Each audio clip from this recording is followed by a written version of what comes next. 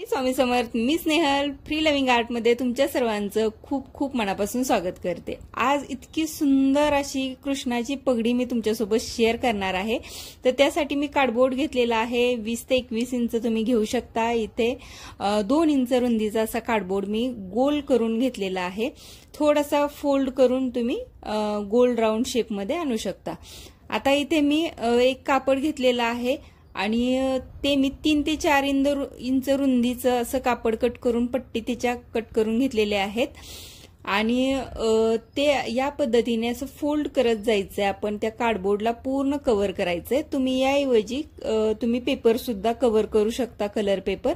पण पेपर ऐवजी जर तुम्ही कापड लावलं तर मुलांना घालण्यासाठी कम्फर्टेबल राहील.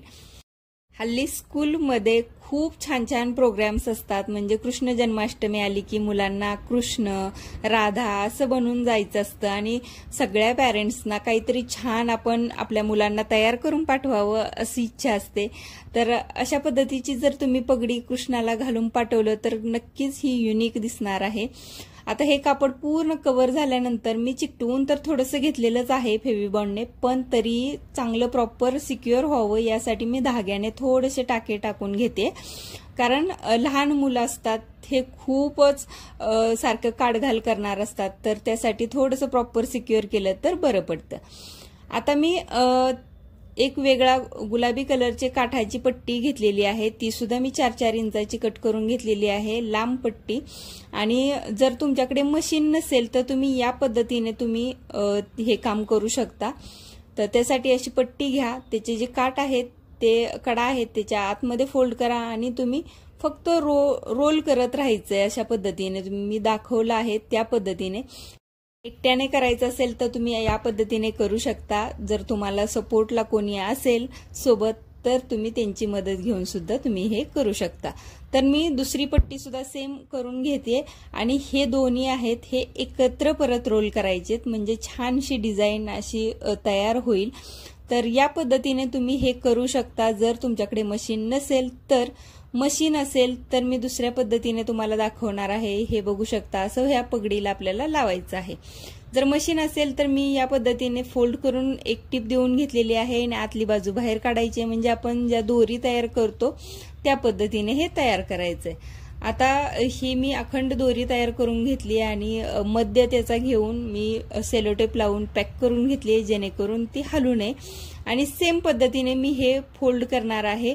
हे मी दोन्ही पद्धतीने तुम्हाला दाखवण्याचा प्रयत्न केलेला आहे, जेणेकरून तुम्हाला कोणतीही पद्धत सोपी पडेल त्यानुसार तुम्ही करू शकता.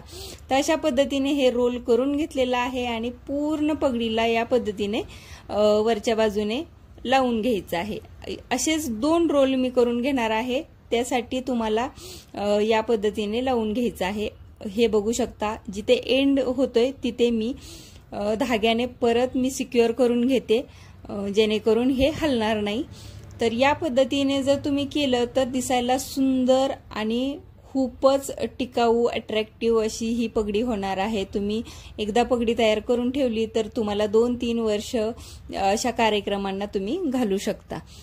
तर मी एंड पॉइंटला सुद्धा मी हे टाके देऊन धाग्याने सिक्युअर केलेलं आहे. त्याच पद्धतीने मी मध्ये सुद्धा 3 ते 4 ठिकाणी मी हे धाग्याने सिक्युअर करून घेतलेलं आहे. सेम पद्धतीने मी दुसरा राऊंड सुद्धा घेतलेला आहे, बघू शकता.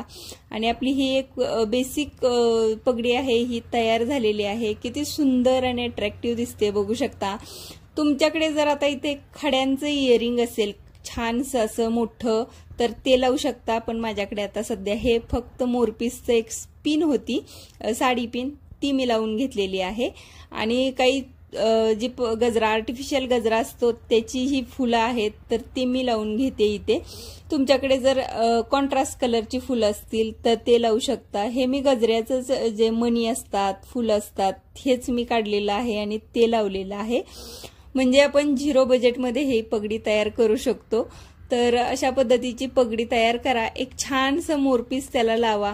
आता सध्या माझ्याकडे मोरपीस नव्हतं, पण तरी तुम्हाला मी फोटोमध्ये एंडला दाखवते की मोरपीस लावल्यानंतर ही पगडी कशी दिसेल. तर नक्की ट्राय करून बघा आणि कमेंट करून मला नक्की सांगा ही पगडी तुम्हाला आवडली का.